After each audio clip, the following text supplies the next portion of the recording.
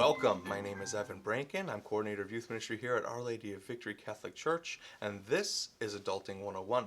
Today we dive into a topic of pretty big importance for young adults, which is how to apply for a job and ace the resume and the cover letter and go into the interview strong.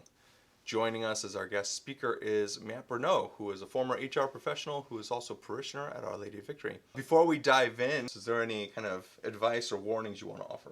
Well, definitely there would be a disclaimer. If you ask 10 different professionals what their advice is going to be, you're going to get 10 different answers. Of course, seek out advice for a specific situation that you might find yourself in or any particular job you're applying for. Fantastic. Well, let's dive in. What's your first do or don't? To customize your materials for each position that you're applying for. What you've accomplished in other jobs or positions or volunteer or even as being a student could be considered a job. But it's great to utilize specifics anytime that you can, and really talking about numbers especially can really get the eye of somebody so that they understand from a measurable standpoint. Being brief, of course, the standard, you might already know at this point, standard cover letter and the standard resume is going to be 1 page each. When you can know things about where you're applying, use that to your advantage. To make sure when you're proofreading and reviewing those materials, obviously contact information. Make sure you've got it all on there. And another point that I would say kind of works into that is having someone else review your materials if you can. Having someone else proofread it, or even just taking some time away before reviewing it. I think it's great to remind people that the whole point of your cover letter is to get them to look at your resume. And the whole point of your resume is to have them invite you for an interview. Let's go ahead and talk about preparing for the interview. Making a plan, really thinking about all of the things that are going to happen for that interview. There's lots of different types of interviews. The types of interviews are really so varied. We all think of that opportunity where we go in and we sit down with one person. Obviously, you need to have your technology ready. You need to make sure your internet is good to go. You need to make sure your computer or your phone is set up right. If it's at all possible, do a dry run. Make sure you know where you're going, which door you're going to, where you're going to park if you're driving. Really hash out as many of those variables as you can. The advice that I would recommend is ask.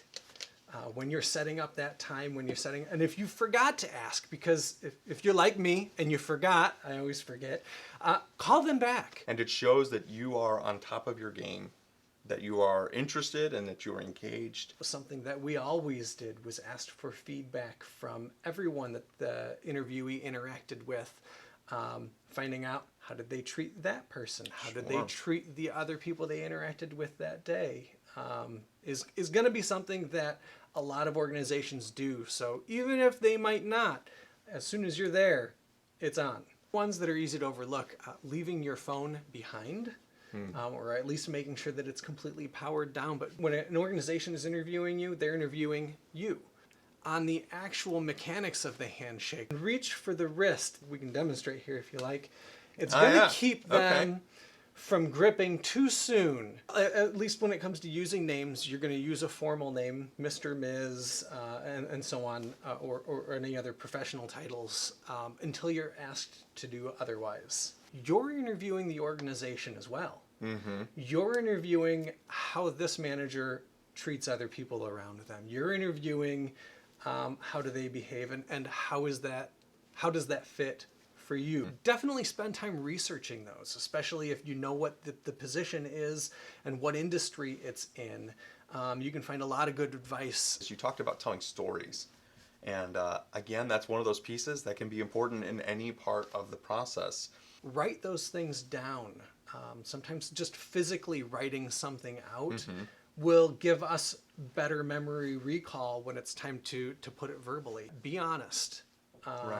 But also you really want to focus on what you learned from it. Start with making a list of deal breakers for yourself as far as the position goes. Another one that I really like to go with is if there's something specific about the job that I have an opportunity to ask a question about that also kind of showcases my knowledge in an area. or that showcases my experience with something. You should ask some questions because you want to know, is this the right place for me? And it doesn't necessarily have to be about money, like you said. It can be about the values of that company.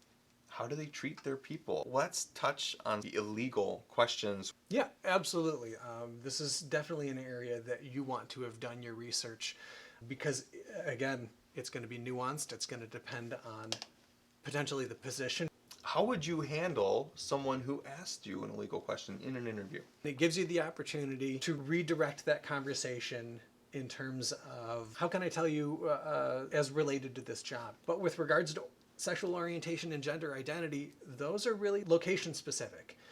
We don't have a federal statute that prohibits discrimination On the in basis those of areas. those. It's really kind of a patchwork between cities and states. Employers in certain states are not allowed to consider activities that are legal. So many positions do require a good credit history, whether that's because you're taking a position that handles a lot of cash. It's important to remember that you do have recourse. There are organizations like the EEOC, the Equal Employment Opportunity Commission, that you can report wrongdoing to, apply for lots of places, and go on lots of interviews, as much as anything as for the practice. If you're attending a job fair that has lots of employers, lots of different positions available, and you have lots of copies of your resume and business cards, that's something I just thought of actually is don't forget you can have your own business cards printed up even if you're not employed somewhere. Start with the tables at employers or for positions that are of least interest to you. I think we've kind of covered everything. I really appreciate you having me again. It's been an honor to be asked. Thanks for watching. This has been another video in our Adulting 101 series. If you enjoyed it, please hit like, subscribe, click the bell so you're notified when we release new content. We'll be doing more videos in this series on a variety of topics, but if there's something you really want to hear about, feel free to let us know and we'll try and make a video just for you. Thanks, God bless, and have a great one.